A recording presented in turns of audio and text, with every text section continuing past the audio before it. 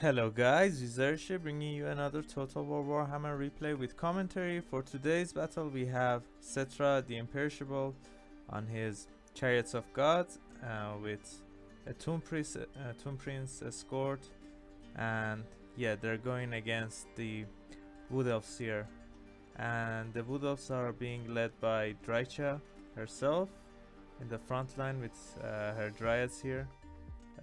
Yeah, she looks really good. So anyways, let's just jump into the army composition. I have 4 units of skeleton spearmen for my front line, 2 units of tomb guard, 2 units of Ushapti with great bow, and a unit of Ushapti, yeah, just one melee Ushapti. I have 2 units of skeleton horse archers as well, a unit of necropolis knights who are following Setra here. And as I said, I have a Tomb Prince with just Guardian here on a chariot, and Setra with Wrath of Petra, Naru's Incantation of Protection, and the Incantation of Curse Place here. I have Restless Death and Curse as well.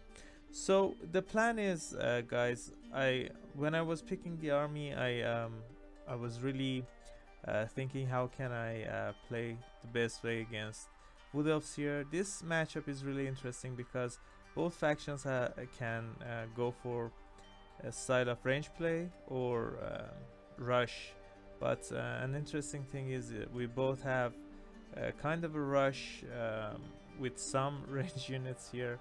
And yeah, let's just talk about Wood Elves army here. 4 units of Dryads in the front line with Drycha, 2 units of Wave Watchers in the back, 2 units of Wild Riders, 4 units of Eternal Guard, 2 of them with shields, 2 of them without, and yeah, so we have 3 Wild Riders, 4 Wild Riders, 1 in that side as well. So yeah, as I was saying here, the both of me and my opponent both brought a kind of hybrid army. Drycha has Rouse to Wrath as well with Pendulum, Smoke and Mirrors, a Blessing of the Ancients. I don't think I would have brought these 2 abilities here. There are no trees, and yeah, the speed is not a great factor against Tomb Kings here. The Fanatical Resolve and Frenzy, which are the passives of Drycha. So yeah, let's just jump into the battle here, and I'm gonna talk about everything in game.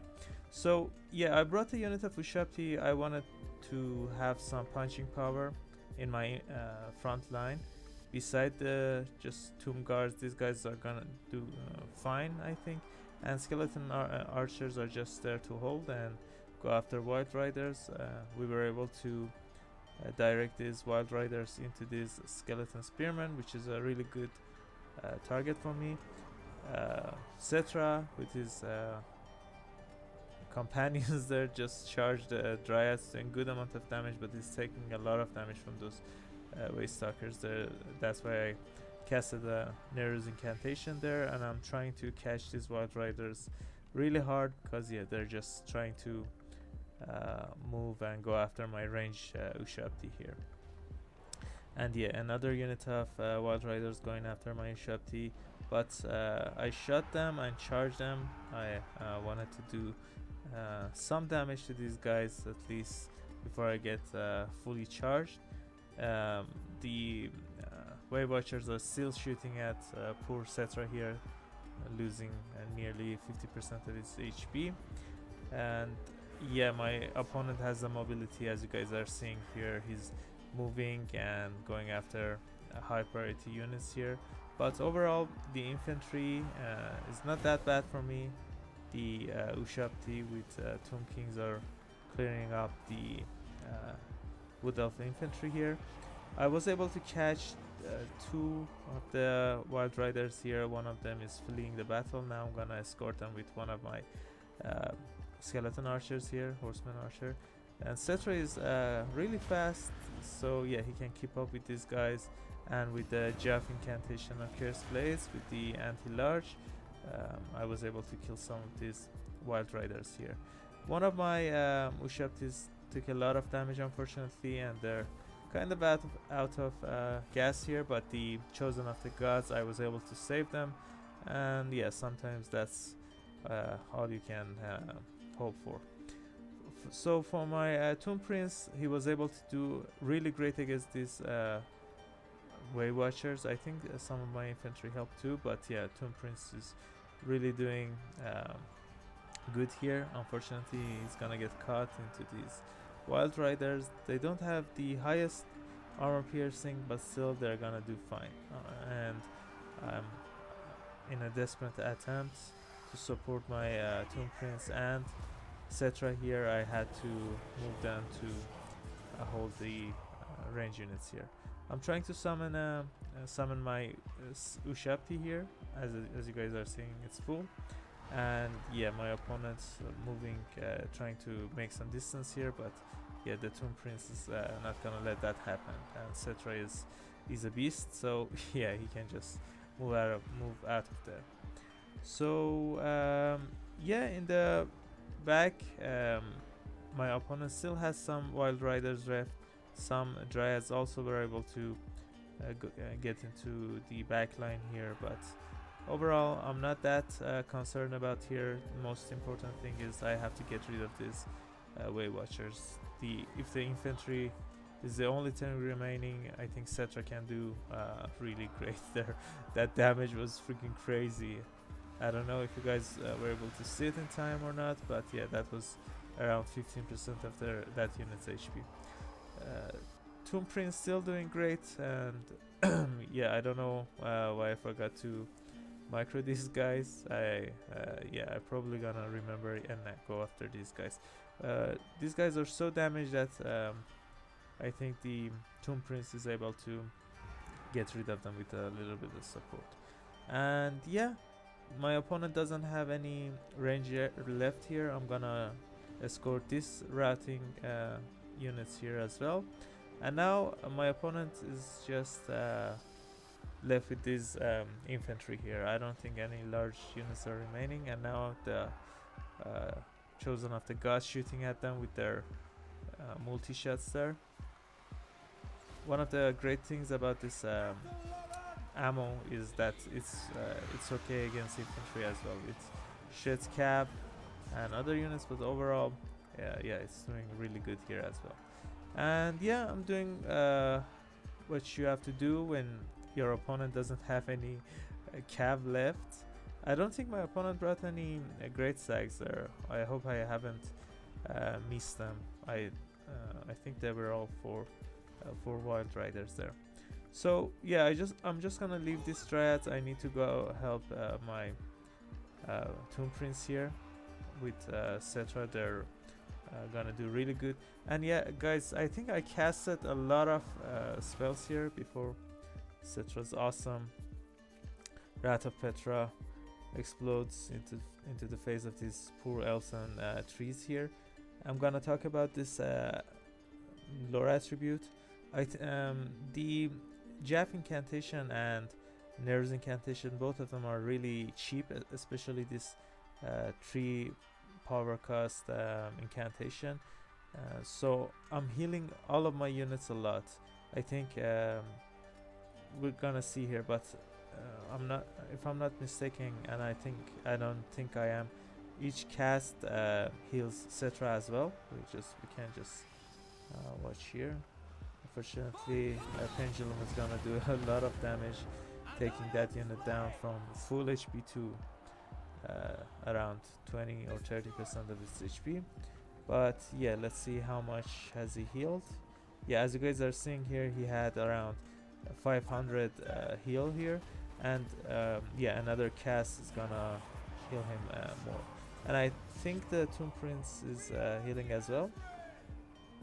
Yeah, so my whole army got 500 HP heal in this whole battle. I'm not sure if I'm gonna able to cast any more. So 50 to 60, 500 to 600 HP is not a joke. So yeah, my whole army got that much heal. I mean, not the constructs, but the horse archers, as well as etc. and my tomb prince, which is really nice. You really need it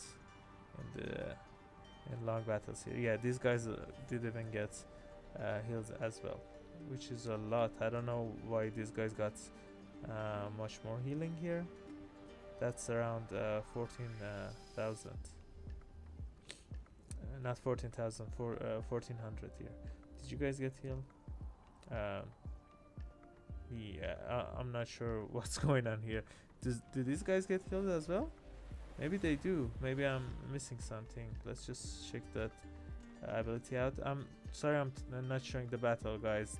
Nothing else left here. It's just Drycha running away from my chariots, trying to go after important units. Another healing here. Let's check this lore attribute here.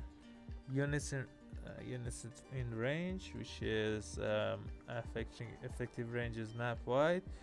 Death commonly heals everything. So I think everything gets healed. Even the these chosen of the gods got healed as well. So yeah, that's a really good lore attribute. I wasn't picking it in some fights, which is a mistake for sure, especially if it's gonna be this long of a battle. Yeah, 8 minutes is on the longer side. So even though only Drycha is remaining here, I'm really scared because she has 78 melee attack with 475 weapon strength, which is not a joke here. He has his second fanatical reserve, so yeah, I was trying to break her before finishing her off. So Cetra got a really good amount of kills there. The damage value of 40k damage dealt, 40k, and the damage value of 2200, really good. The Tomb Prince did really good. I usually didn't bring him on his chariot, which was a mistake. In most matchups, I think the chariot would be better here. Yeah, damage value of 2600, really nice. The skeletons did fine. Tomb Kings did fine as well. I think the dryads in Wood Elf army are really strong. So yeah, interesting. They both did the same damage value. Really interesting. So the skeleton horse archers, I really like these guys. They really perform. One of the reasons being that they don't rout, so that's good. The Ushabti did excuse me, guys, fine as well. The great bows, this one got shut down fast, but yeah, the chosen of the gods did fine. And the Necropolis Knights unfortunately were unable to do much as well. Maybe I should have picked something else, I'm not sure. I wanted the shield they have, and the high armor would have helped me against range attack and the Wild Riders here. Drycha, great damage value here. They're not great, but really good. And yeah, the infantry, this one did really good. These guys did fine, nothing special there. And this one did fine as well. These two these two Way Watchers did really really good amount of damage. I mean, damage value of 1100 and 1200, really high. They were shooting at etc. the whole time. That's why they have 8 kills total. The Wild Riders also did fine, but nothing special there. So yeah, that's it for this battle, guys. I hope you enjoyed it. If you did, I would really appreciate it if you leave a like and subscribe. And I upload videos daily, and stay tuned for that as well. I have a Discord server now, guys. If you guys want to join, we can talk about builds and stuff. Yeah, it's gonna be a blast. So that's it. Hope to see you guys soon. Bye.